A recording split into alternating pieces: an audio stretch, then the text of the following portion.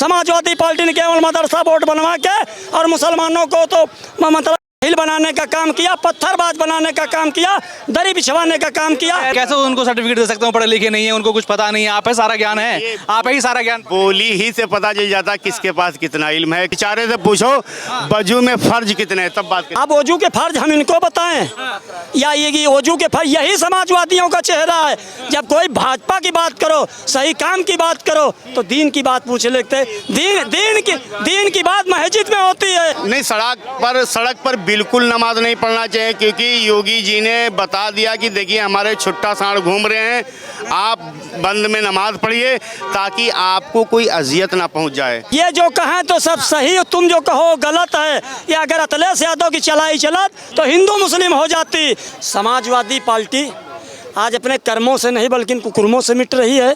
और आपने 14 देखा, 17 देखा, 19 देखा, 22 देखा, सब गठबंधन के बजाय ठगबंधन में ही जा रहा। दूसरी चीज़ रह गई है, अब जैसे हम मुसलमान हैं तो हाँ, यही भाई साहब अभी कह रहे थे कि आप जाहिल हैं, आप पढ़ लिख के नहीं आते, क्योंकि हम टोपी धर के और भाजपा की से तारीफ करते हैं। 1,40,000 आवास हमने भी पाया है, वो इनके अपराध होता। जरा इनसे ये पूछ लो कि कब तक 20% मुसलमान दरी बिछाएगा, कब तक 7% यादव राज करेगा? क्या कोई मुसलमान को अखिलेश यादव मुख्यमंत्री बनाएंगे? बीजेपी में मुसलमानों को मिला ही नहीं, कुछ भेदभाव हुआ है। अगर अटल बिहारी वाजपेयी जी ने विदेश की राजधानी खुलाई होती तो इसे गई गुजरी हालत होती। जेपी अब्दुल कलाम जैसे व्यक्ति को अटल बिहारी वाजपेयी जी ने राष्ट्रपति बनाया। योगी जी ने कहा कि एक हाथ में लैपटॉप लो, एक हाथ में कुरान लो, एक हाथ में दीनी तालीम, एक हाथ में दुनियावी तालीम। अगर यही समाजवादी पार्टी ने किया होता, समाजवादी पार्टी ने केवल मदरसा बोर्ड बनवा के और मुसलमानों को तो मतलब बनाने का काम किया, पत्थरबाज बनाने का काम किया, दरी बिछवाने का काम किया। कह रहे हैं कि बीजेपी ने जो काम किया, पीएम मोदी ने जो काम किया कि एक हाथ में लैपटॉप लो, एक हाथ में कुरान लो, धर्म भी सीखो और ज्ञान भी सीखो। पत्रकार साथी बेचारा पढ़ा लिखा है नहीं, पढ़े लिखे है ही नहीं। आप ही सब पढ़े लिखे। अरे मैं तो यार कारी हूँ, कारी। हाँ, सलाहियत रखता हूँ बोलने की, हर रोज स्टेज ही पे बोलने वाला हूँ। बेचारा दूसरे को सुन लीजिए, आप जानते हैं उनको, आप कैसे उनको सर्टिफिकेट दे सकते हो? पढ़े लिखे नहीं है, उनको कुछ पता नहीं है। आप है सारा ज्ञान है, आप ही सारा ज्ञान। बोली ही से पता चल जाता किसके पास कितना इल्म है, किसके पास सलाहियत है, किसके पास क्या है। क्या है, क्या कह रहे हैं? बोली से इल्म पता चल गया। एक मिनट, अरे आप इनसे पूछवा लीजिए। हम यही तो चरित्र चेहरा है। हम ये कहते हैं हमको अल्लाह पे भरोसा है और अपने ईमान पर भरोसा है। सही करो, सही करते चले जाओ। आप इन लोगों का क्या है, क्योंकि कुछ ऐसे जो है कारी मौलानों को समाजवादी ने पार्टी को नेपाल रखा है।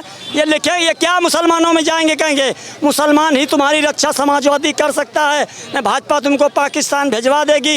यही केवल चरित्र चेहरा जो है समाजवादियों का रहा है। और बड़ी जिम्मेदारी से हम कहना चाहते हैं, अगर आज पत्थरबाज मुसलमान समाजवादी कांग्रेस ने न बनाया होता, मुसलमान न दरी बिछा रहा होता, अगर मुसलमान भी पढ़ा लिखा होता तो 7% यादव न राज कर रहा होता, न 20% मुसलमान दरी बिछा रहा होता। तो जब समाजवादी पार्टी कांग्रेस ने बस पत्थर दिलाया है मुसलमान। इससे पूछो वजू का तरीका कैसे है, वजू में फर्ज कितने हैं, गुस्ल में फर्ज कितने हैं। अरे आप मेरी बात सोचिए, बेचारे से पूछो वजू में फर्ज कितने हैं, तब बात करिए हम। अच्छा बताओ, तो इस्लामिक धर्म के बारे में पूछ रहे हैं। अब वजू के फर्ज हम इनको बताएं या ये वजू के फर्ज? यही समाजवादियों का चेहरा है। जब कोई भाजपा की बात करो, सही काम की बात करो, तो दीन की बात पूछ लेते। दीन की बात मस्जिद में होती है, यहाँ सामाजिक बात हो रही, उसकी बात आप कीजिए, जरा पूछिए। आदेश सुनिए, अभी सुन लीजिए। अभी आदेश है कि भैया सड़कों पे नमाज नहीं होगी, ना खुले में कुर्बानी होगी, उसको लेकर आप क्या कहेंगे? ये जो मुख्यमंत्री जी ने निर्देश दिया है, इसकी हम स्वागत करते हैं। और ऐसे अगर मुख्यमंत्री जी ने निर्देश कर दिया है तो तमाम गरीब मुसलमान भी बेचारे आबाद हो जाएंगे।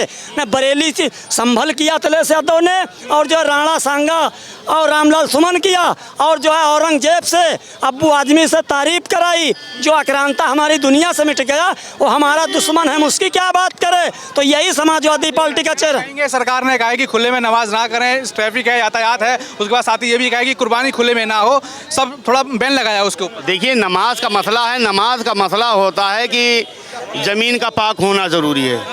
जब ज़मीन पाक है नहीं, सड़क पर बिल्कुल नमाज नहीं पढ़ना चाहिए, क्योंकि योगी जी ने बता दिया कि देखिए हमारे छुट्टा सांड घूम रहे हैं, आप बंद में नमाज पढ़िए ताकि आपको कोई अजियत ना पहुंच जाए। और मुसलमान तो हमेशा से अपनी मस्जिदों में, ईदगाहों में नमाज पढ़ते हैं, इंशाल्लाह पढ़ते रहेंगे। यादव क्यों भड़का रहे हैं कि आ जाओ सड़कों पर, क्यों बोल रहे हैं अखिलेश यादव? किसने कहा? ऐसा अखिलेश यादव ने नहीं कहा कि सड़कों पे आ जाइए अगर नहीं है जगह तो तो आप बयान दीजिए ना, बयान दिखाइए ना हमको। बहुत पढ़े लिखे हैं। नहीं, कहाँ बयान दिया है? आप तो बहुत पढ़े लिखे हैं। कहाँ बयान दिया है? आप तो अभी पढ़े लिखे बता रहे थे। कहाँ बयान? यही नहीं दिया? पढ़ा, यही नहीं कोई भी बयान पढ़े लिखे थे अभी तो। ये जो कहें तो सब सही, तुम जो कहो गलत है। या अगर अखिलेश यादव की चलाई चलत तो हिंदू मुस्लिम हो जाती। यही 2-4 समाजवादी के जो दलाल टाइप के थे कि रोड पे पढ़ो जा नमाज, हम निपट लेंगे।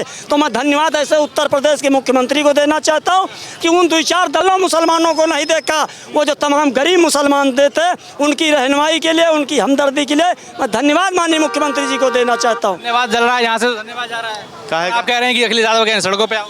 देखिए, भारतीय जनता पार्टी तो हमेशा से ये रणनीति रही है, सोच रहे कि हिंदू मुस्लिम करो, राज करो, मगर ये हिंदुस्तान यादव भी तो कह रहे हैं कि आ जाओ सड़कों पर, सड़कों पे आओगे फिर कानून व्यवस्था बिगाड़ोगे, कुछ पुलिस कार्रवाई करेगी तो फिर रोगे। हिंदुस्तान का मतलब ही एकता। हम ईद मनाएं, मेरा भाई होली मनाएं, हम लोग गले मिल जाएं, इसी का नाम हिंदुस्तान है।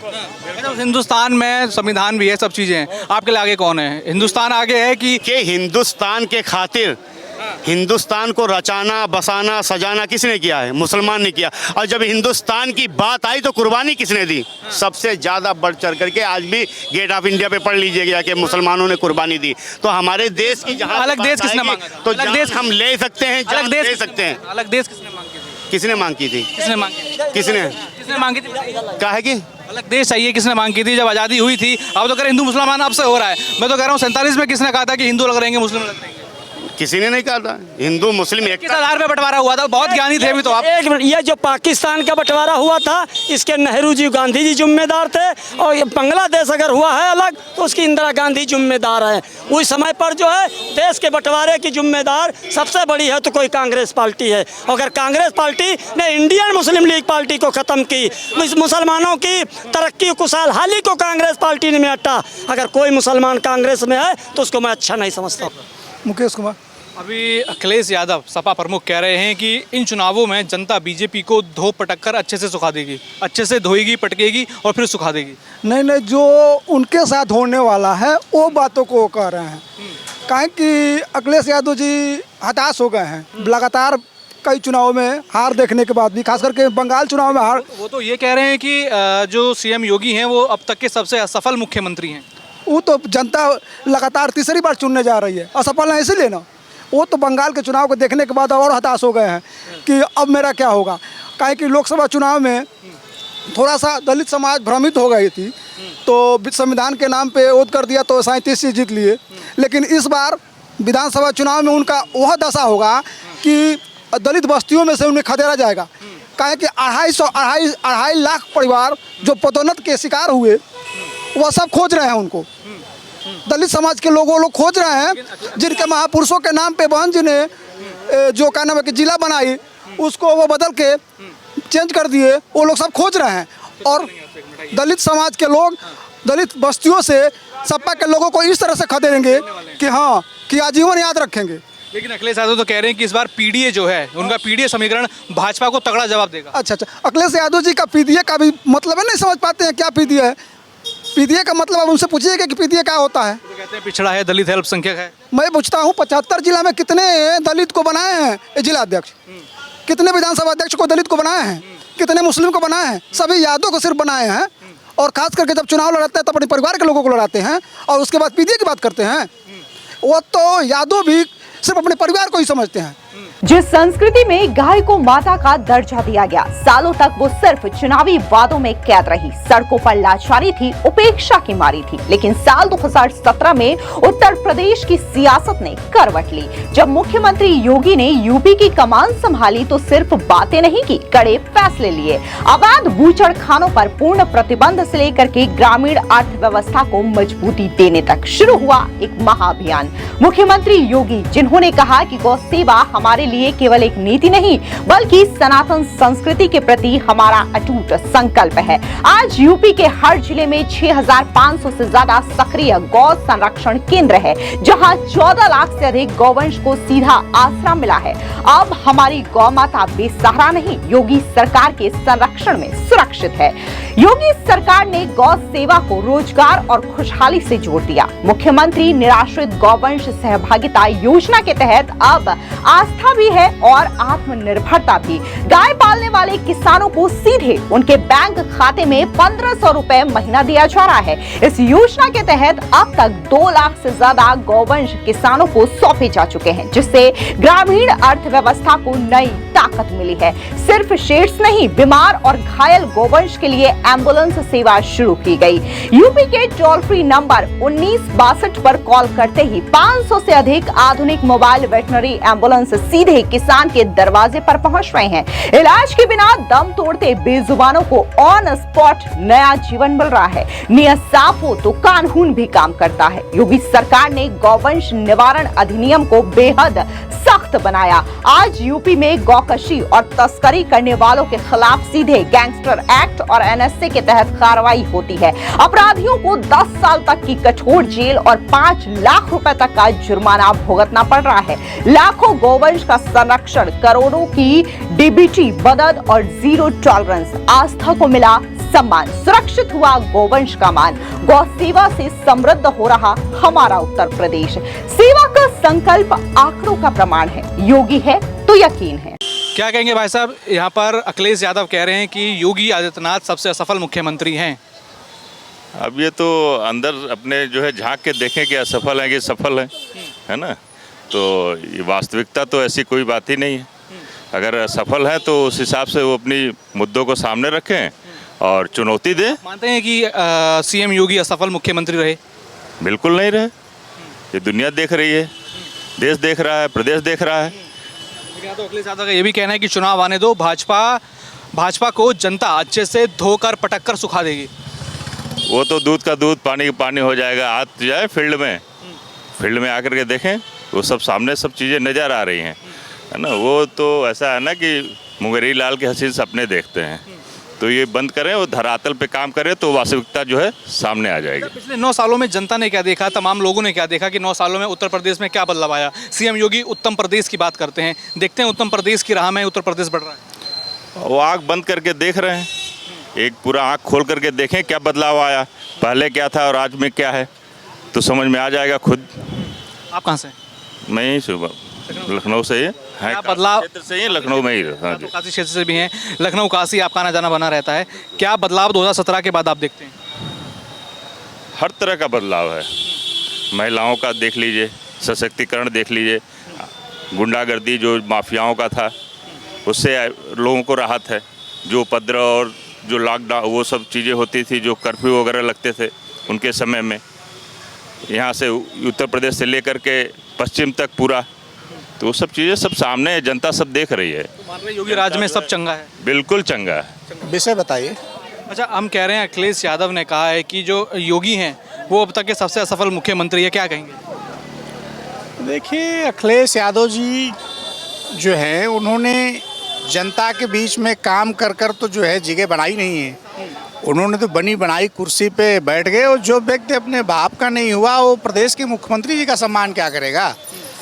आज परम पूज्य योगी आदित्यनाथ जी महाराज का पूरे देश में नाम है।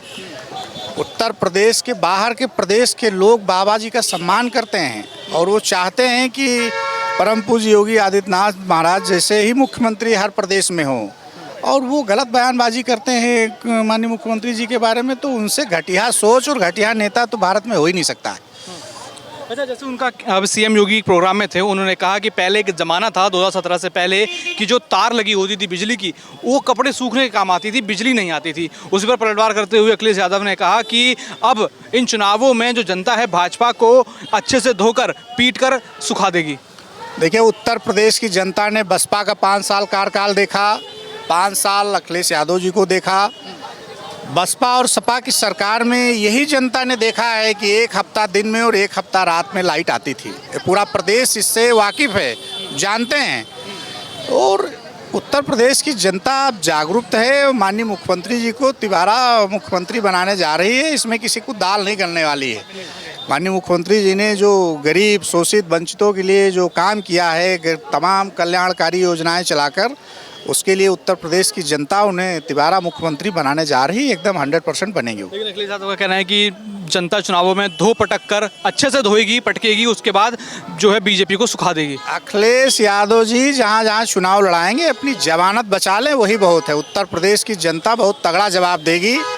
अब वो समय चला गया कि जब लोगों को जात और बिरादरी के नाम पे बलगला के वोट ले लेते थे।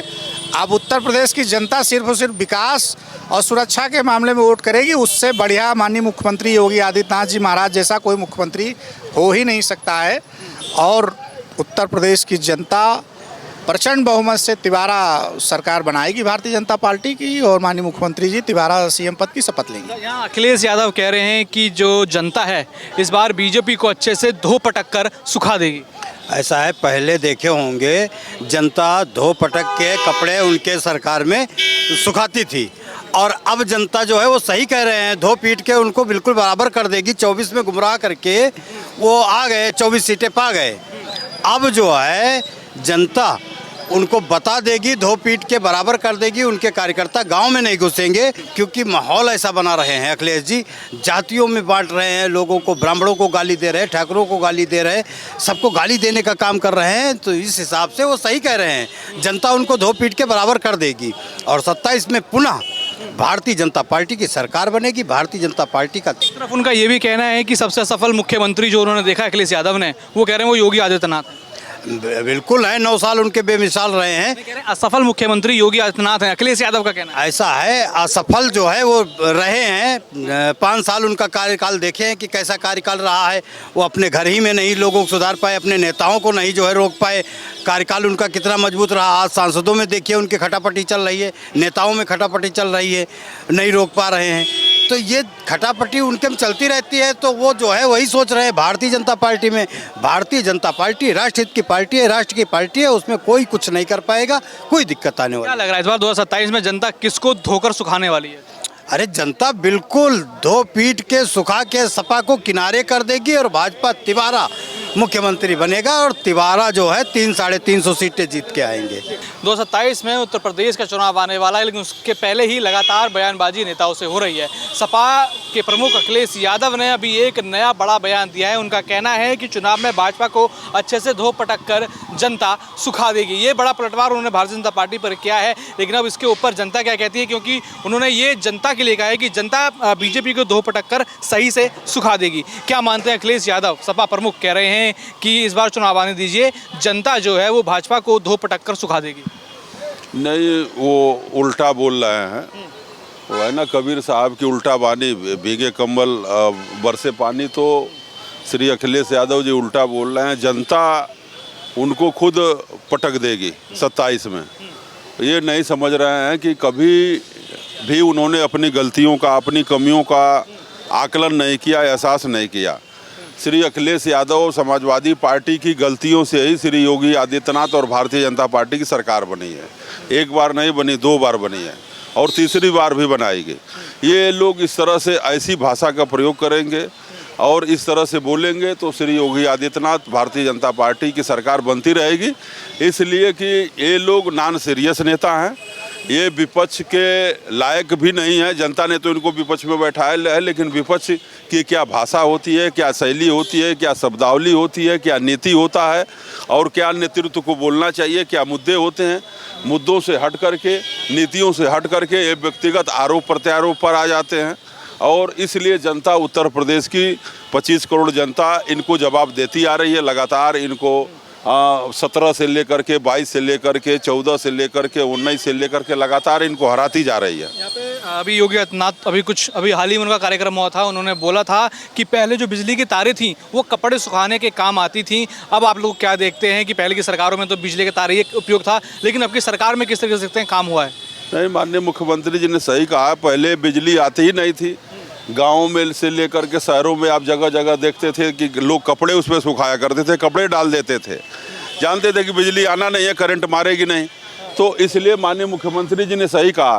और जो उत्तर प्रदेश में 5 जिले थे, चाहे वो आजम खां के हों, चाहे वो इटावा हो, सेफई परिवार के हों, चाहे वो रामपुर हो, इटावा हो, मैनपुरी हो, फिरोजाबाद हो, आजमगढ़ हो, ये 4-5 ज़िले के बड़े बड़े नेताओं थे, उन्हीं के यहाँ बिजली आती थी और 70 ज़िले बिजली से को देखने के लिए लोग तरस जाते थे। माननीय मुख्यमंत्री जी ने जब मुख्यमंत्री बने तो बिजली विभाग के लोग आए उनके पास और खुद कहे कि महाराज जी हम चाह रहे हैं कि गोरखपुर में 24 घंटा बिजली रहे। बोले ऐसा क्यों? मैं मुख्यमंत्री गोरखपुर का नहीं, पूरे उत्तर प्रदेश का हूँ। सब जितनी गोरखपुर को बिजली मिलेगी उतनी सभी जिलों को मिलेगी, ये व्यवस्था बने। अगर गोरखपुर को आप 24 घंटा बिजली दे रहे हो तो अन्य जिलों को भी उत्तर प्रदेश में 24 घंटा बिजली मिलनी चाहिए। जल ही जीवन है, लेकिन दशकों तक उत्तर प्रदेश के गांवों के पारंपरिक तालाब उपेक्षा और अतिक्रमण के आंसू रोते रहे। भूजल स्तर पाताल में गिरता रहा। पर साल 2022 में मुख्यमंत्री योगी आदित्यनाथ ने ठाना कि यूपी में बूंद बूंद को सहेजना है, जल संकट को जड़ से मिटाना है, जिसके बाद शुरू हुआ मुख्यमंत्री योगी के नेतृत्व में मिशन अमृत सरोवर का एक ऐसा भागीरथ प्रयास जिसने इतिहास रच दिया। जहां मूल लक्ष्य 5,550 तालाबों का था, वहीं योगी सरकार की इच्छा शक्ति से यूपी में 16,630 से ज्यादा अमृत सरोवरों का निर्माण और पुनरुद्धार किया जा चुका है। मूल लक्ष्य से 3 गुना अधिक काम करके उत्तर प्रदेश पूरे देश में नंबर 1 बनकर के उभरा है। ये सिर्फ पानी के गड्ढे नहीं है, ये आज यूपी के गांवों की गौरव है। एक एकड़ में फैले ये सरोवर 10,000 घन मीटर पानी सहेजने की ताकत रखते हैं। इनके चारों तरफ 23 लाख से ज्यादा स्वदेशी पेड़ पौधे लगाए गए हैं। आज जहां सुव्यवस्थित घाट है, बैठने के लिए बेंच है और शाम को टहलने के लिए वॉकवे है। गांवों के गंदे तालाब अब पिकनिक स्पॉट और चेतना केंद्र बन चुके हैं। योगी सरकार की इस दूरदर्शी योजना ने मनरेगा के जरिए लाखों ग्रामीणों को सीधे उनके गांव में ही रोजगार दिया। यही नहीं, खेतों को सिंचाई के लिए पानी मिला और राज्य के 29 से अधिक जिलों में गिरते भूजल स्तर में भारी सुधार दर्ज किया गया है। रिकॉर्ड 16,000 से ज्यादा सरोवरों का निर्माण, भूजल स्तर में अभूतपूर्व सुधार और समृद्ध होते हमारे गांव। ये है बदलता, बढ़ता और जल आत्मनिर्भर बनता उत्तर प्रदेश। नियत साफ हो तो काम भी दमदार होते हैं। योगी है तो यकीन है। एक समय था जब उत्तर प्रदेश के सरकारी स्कूल बदहाली के आंसू रोते थे। न पीने का साफ पानी था, न बैठने को बेंच और न ही बेटियों के लिए सुरक्षित शौचालय। लेकिन साल 2017 में मुख्यमंत्री योगी आदित्यनाथ ने उत्तर प्रदेश की कमान संभाली तो उन्होंने तय किया कि गरीब का बच्चा भी अब कॉन्वेंट जैसे स्कूलों में पढ़ेगा और फिर शुरू हुआ देश का सबसे बड़ा शैक्षिक परिवर्तन अभियान, ऑपरेशन कायाकल्प। योगी सरकार ने यूपी के 1,36,000 से ज्यादा सरकारी प्राथमिक और उच्च प्राथमिक स्कूलों की तस्वीर को पूरी तरह से बदल दिया है। आज यूपी की 95% से अधिक स्कूल 19 बुनियादी सुविधाओं जैसे कि शुद्ध पेयजल, बिजली और बालक बालिकाओं के लिए अलग अलग शौचालयों से पूरी तरीके से संतृप्त हो चुके हैं। अब यूपी के परिषदीय स्कूल किसी प्राइवेट कॉन्वेंट स्कूल से कम नहीं है। 70,000 से ज्यादा स्कूलों में स्मार्ट क्लास बन चुके हैं, जहां बच्चे अब डिजिटल बोर्ड पर पढ़ाई कर रहे हैं।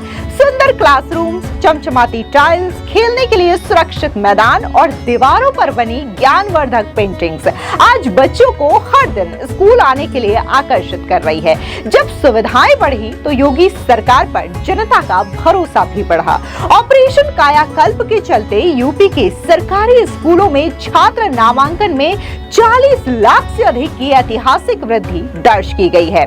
यही नहीं, योगी सरकार हर छात्र के अभिभावक के बैंक खाते में यूनिफॉर्म, बैग, स्वेटर और जूते मोजे के लिए सीधे पैसे ट्रांसफर कर रही है, जिससे भ्रष्टाचार का अंत हुआ है। लाखों स्कूलों का कायाकल्प, कॉन्वेंट जैसी सुविधाएं और करोड़ों बच्चों का समर्था भविष्य। अब उत्तर प्रदेश का हर बच्चा पढ़ेगा भी और आगे बढ़ेगा भी। शिक्षा क्षेत्र में आया ये ऐतिहासिक क्रांति इस बात की गवाही दे रहा है कि योगी है तो यकीन है। उत्तर प्रदेश, जहां गायें सिर्फ एक आस्था नहीं बल्कि गांव की अर्थव्यवस्था की पहचान बन चुकी है। जब उत्तर प्रदेश में किसानों की लागत बढ़ी और आमदनी घटी, तब उत्तर प्रदेश में योगी आदित्यनाथ सरकार में शुरू हुई गो इकोनॉमी की नई सोच। पूरे उत्तर प्रदेश में योगी सरकार ने 7,600 से ज्यादा गौशालाओं का निर्माण कराया, निराश्रित गोवंश को संरक्षण दिया और डेयरी योजनाओं से किसानों को नई ताकत दी। इन गौशालाओं के प्रबंधन और जैविक खेती को बढ़ावा देने के लिए ग्रामीण महिलाओं को आजीविका मिशन से जुड़ी कृषि सखियों के तौर पर नियुक्त किया गया। योगी सरकार ने गो इकोनॉमी यानी गाय पर आधारित अर्थव्यवस्था को बढ़ावा देने के लिए डेयरी मास्टर प्लान ऑपरेशन 4 लागू किया। इसके तहत गाय पालन, जैविक खाद और गोबर से बायोगैस उत्पादन के जरिए किसानों की आय बढ़ाने और ग्रामीण अर्थव्यवस्था को मजबूत करने पर जोर दिया जा रहा है। राज्य में गोबर से कंप्रेस्ड बायोगैस यानी सीबीसी बनाने के लिए 26 से ज्यादा प्लांट लगाए गए हैं, जो एलपीजी पर निर्भरता घटाने और किसानों की अतिरिक्त आय का मुख्य स्रोत बन रहे हैं। और आज गांव का युवा गो आधारित उत्पादों को देश भर में पहुंचा रहा है और उससे कमाई कर रहा है। मुख्यमंत्री पशुपालन योजनाओं का लाभ उठाएं और अपनी आय बढ़ाएं। मुख्यमंत्री सहभागिता योजना, जहां निराश्रित गायों का पालन करने वाले किसान और पशुपालकों को 1,500 प्रति गाय प्रति महीने भरण पोषण सहायता, यानी अब गौ सेवा भी और अच्छी कमाई भी। नंदनी कृषक समृद्धि योजना, यानी उन्नत देशी नस्लों की डेयरी इकाई स्थापना पर 50% तक की सब्सिडी। अपना दूध का बिजनेस शुरू करें। प्रगतिशील पशुपालक प्रोत्साहित योजना, जिसमें उच्च दूध देने वाली देसी गाय पालें और कमाएं 10,000 से 15,000 तक का नगद पुरस्कार। यानी देसी गाय मतलब समृद्धि और सम्मान। अब किसान और पशुपालक आत्मनिर्भर बन सकते हैं। गो इकोनॉमी मतलब यूपी में योगी आदित्यनाथ के नेतृत्व में एक नई क्रांति, जहां गोबर और गोमूत्र से चमकेगी किसानों की किस्मत। गांव मजबूत, किसान समृद्ध और भारत आत्मनिर्भर बनेगा।